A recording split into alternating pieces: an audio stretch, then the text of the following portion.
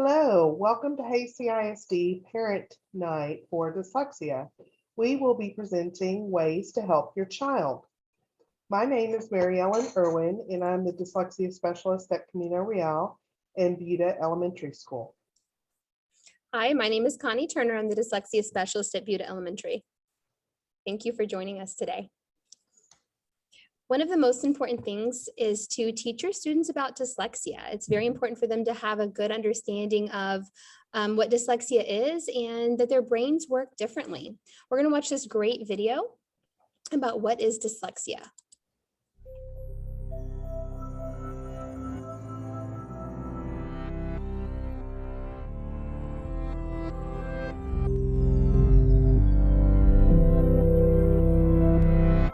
Take a moment to read the following.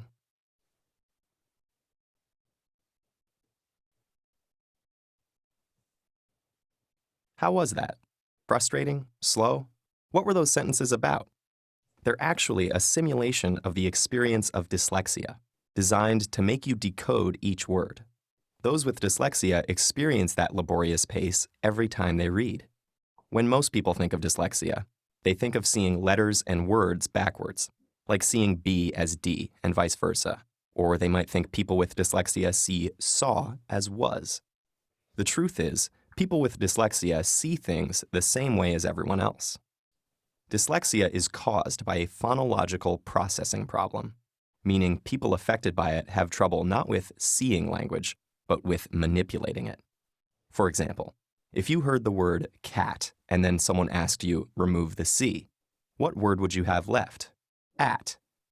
This can be difficult for those with dyslexia. Given a word in isolation like fantastic, students with dyslexia need to break the word into parts to read it. Fan, tas, tick. Time spent decoding makes it hard to keep up with peers and gain sufficient comprehension. Spelling words phonetically like S-T-I-K for stick and F-R-E-N-S for friends is also common. These difficulties are more widespread and varied than commonly imagined. Dyslexia affects up to 1 in 5 people. It occurs on a continuum. One person might have mild dyslexia, while the next person has a profound case of it. Dyslexia also runs in families. It's common to see one family member who has trouble spelling, while another family member has severe difficulty decoding even one-syllable words like catch. The continuum and distribution of dyslexia suggest a broader principle to bear in mind as we look at how the brains of those with dyslexia process language.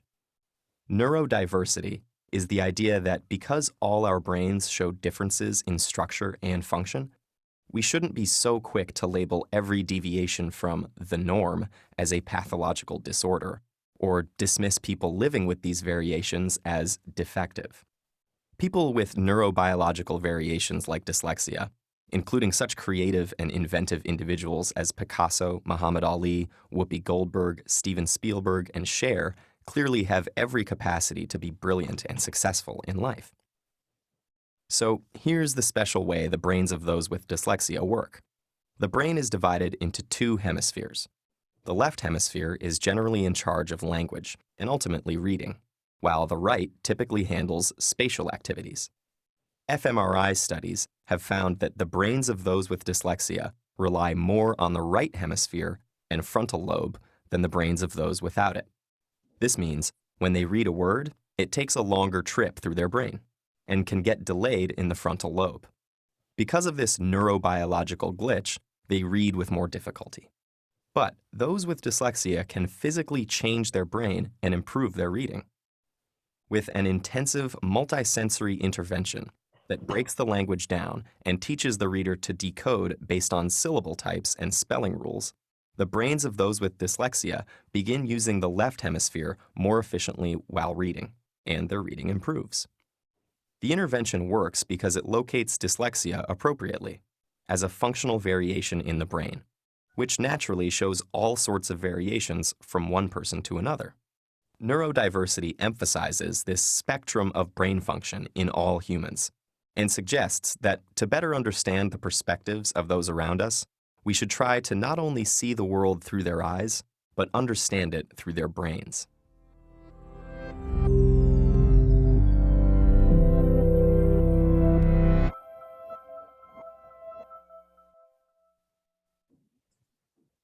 You can find all kinds of videos and books about dyslexia, and really spending time with your child, getting them to understand what dyslexia is, how they learn to read differently, can very much empower our students to think about themselves in a different way.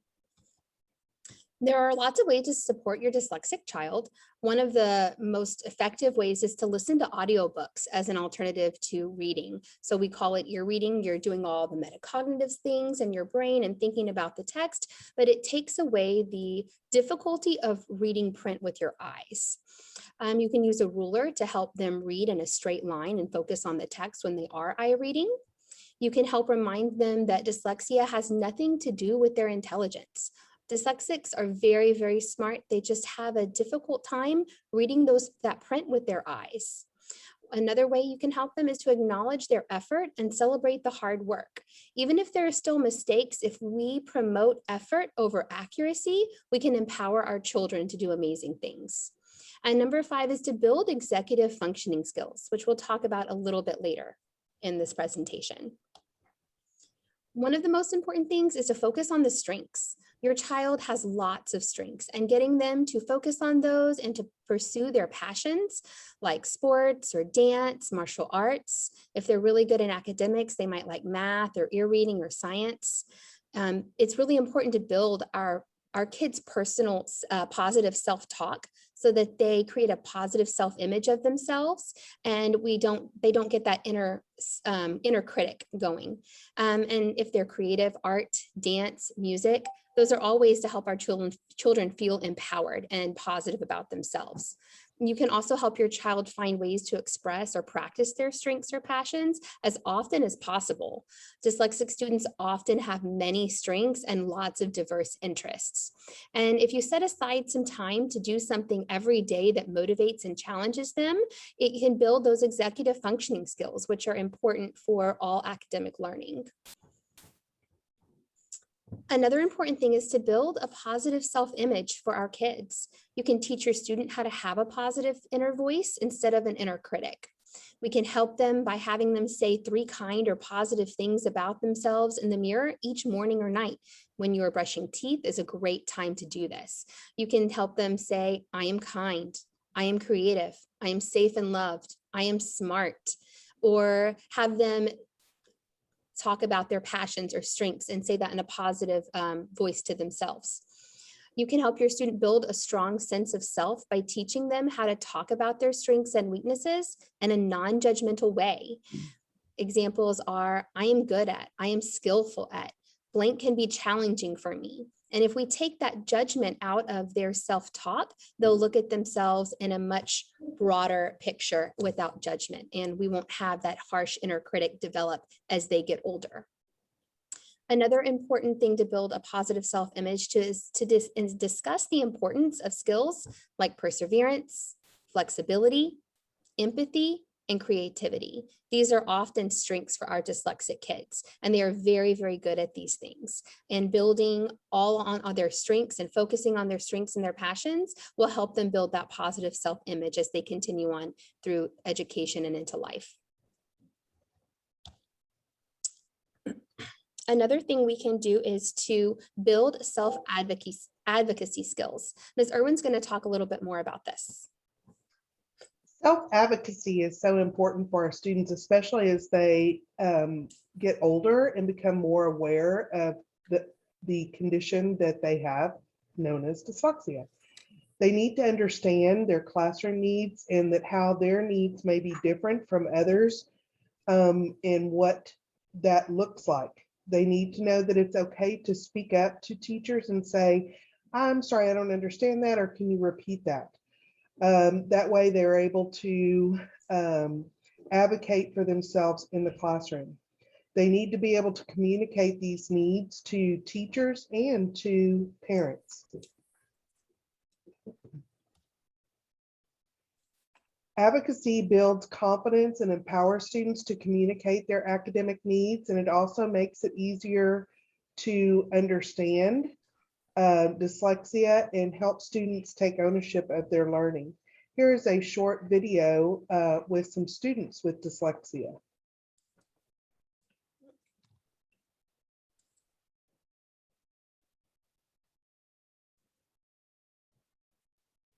Self-advocacy is important because you need to be able to explain to others why you need something so that they'll be willing to give it to you. I think since I've learned to self-advocate, I have gotten most of what I need by being open and saying why and for what purpose I need my certain accommodation. Self-advocating is you speak up for yourself, basically, and you talk to your teacher about what dyslexia is, how it affects you, and how the teacher can help. I think that the importance of self-advocacy is really overlooked a lot of times because we are in a school setting, and that is what we're basically focusing on the self-advocacy for is school. But I like to bring in the other aspects of it. If you master this skill now, you're going to be able to utilize it and have it for the rest of your life because it's not going to limit you to school. And it's not just going to limit you to your K through 12 school. I'm sure that we can use it through college. There's going to be, I know there's going to be an instance where we're going to have it in college as we're adults in our work life. I mean, all the way through our lives. Self-advocacy means that you're standing up for yourself. It means that you're actually talking to the teacher, letting that teacher know what you need, how to get it, and this is how I can succeed in your class, because their goal is that you succeed in their class. When people self-advocate for themselves, it lets them have a little bit more power and gives them more confidence to talk to the teacher. And even though talking to the teacher kind of sounds intimidating, it really helps.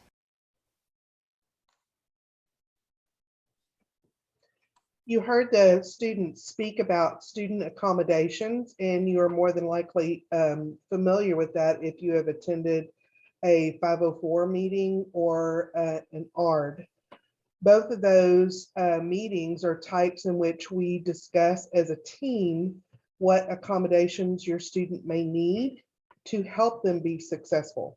And that is the goal that we all have. Some accommodations that you may be familiar with are oral administration in test areas, meaning state tests and in classroom, where the questions and answer choices are read to your student. Preferential seating for students in older grades, they are able to use a calculator. Most frequently, we have students that get extra time. As you are aware that it takes the dyslexic students more time to get things done because of the mental load of having to decode the words. And as the students get older, they can request copies of teacher notes from lectures. One of the things that we were talking about earlier is building executive functioning skills. And that's just what I would call a fancy term for being able to have certain mental skills that help you at school. You have what's called working memory, flexible thinking, and impulse control. Many of our dyslexia students struggle in this area, which affects their planning, organizing, waiting to the last minute to get projects done. That goes into the task initiation and task completion. Which as parents, I'm sure you are familiar with. I know that I am. So there are ways that you can help support your child. As my daughter was going through school, she took pictures of homework that each teacher had so that she could write it down in her planner later. Any type of thing that you can help them to get more organized, to make a schedule is helpful to them. Teaching them how to pause before they respond to something helps with the impulse control. And learning to play board games or strategy games like chess is something that helps to implement executive functioning skills. As they are using those skills, it is important for you as a parent to be able to help them understand that when they come home directly from school, it's good for them to take a little break because they have been expending a lot of mental energy at school, and let them have some time to decompress. And then make sure that they have a dedicated workspace for them to be able to do their homework. And if they have those certain accommodations at school, you're able to help them with that at home as well. You can read questions and answer choices to them, help support your student as much as they need at home. For elementary, homework should not be more than 30 to 40 minutes in grades 3 through 5, and no more than 20 minutes in K through 2. That is including reading something. Many students in kinder through second, if you have any sort of book that they could be reading while you're cooking supper, or they could be on Learning Ally, which is a program that's available to them that reads the stories to them. But mainly just let them know that you're setting a timer. That way they are knowing that it is for this amount of time, and then they get to do something else. That helps with their executive functioning as well. If it is turning out to be longer than that, let them have a little brain break to get up and move around, or go check the mailbox or something like that to reset their brain and body, and then come back and finish. Because if you make them sit there for as long as it takes to get it done, sometimes that extends the time. For secondary students, as I mentioned before, a planner is always helpful for them, but they should be spending any time from 30 minutes to an hour in homework, and high school students are spending 1 to 2 hours on homework. If it is something that they are spending more time than that, and it is of concern to you on a regular basis, then reach out and speak to the teacher and find out what things can be done to help support your child. Thank you so much for joining us. Please make sure that if you have any questions that you contact your dyslexia specialist at your campus. Thank you.